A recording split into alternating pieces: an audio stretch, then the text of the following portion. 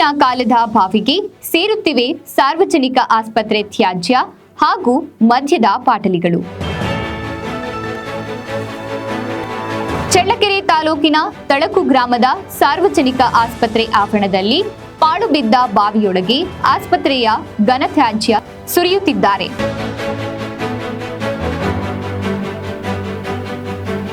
ಪುರಾತನ ಕಾಲದ ಇತಿಹಾಸ ಇರುವ ಬಾವಿಗಳು ಈಗ ಪ್ರೇಕ್ಷಣೀಯ ಸ್ಥಳಗಳು ಹೌದು. ಆದರೆ ಅಂದು ಕುಡಿಯುವ ನೀರಿಗಾಗಿ ಕಟ್ಟಿಸಿದ ಬಾವಿಗಳು ನೀರು ಇಲ್ಲದೆ ಬತ್ತಿ ಹೋಗಿವೆ.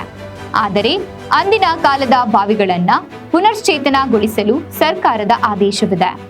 ಆದರೆ ಅಂತಹ ಬಾವಿಗಳು ಇಂದು ತ್ಯಾಜ್ಯದ ಬಾವಿಗಳು ಆಗಿ ಮಾರ್ಪಟ್ಟಿವೆ. ಅಂತಹ ಸೇದಾ ಬಾವಿಗಳು ಇಂದು ಕಣ್ಮರೆಯಾಗಿವೆ. ಇರುವಂತಹ ಸೇದಾ ಬಾವಿಗಳಲ್ಲಿ ಕಸದ ತ್ಯಾಜ್ಯದಿಂದ ತುಂಬುತ್ತಿದೆ.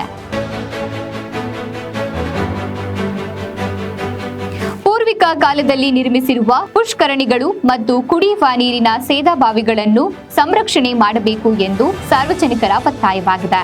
ಸ್ಥಳೀಯರು ಕುಡಿದು ಬಿಸಾಡಿದ ಮದ್ಯದ ಬಾಟಲಿಗಳು ಬಾವಿಗೆ ಸೇರುತ್ತಿರುವುದು ಆತಂಕದ ವಿಷಯವಾಗಿದೆ.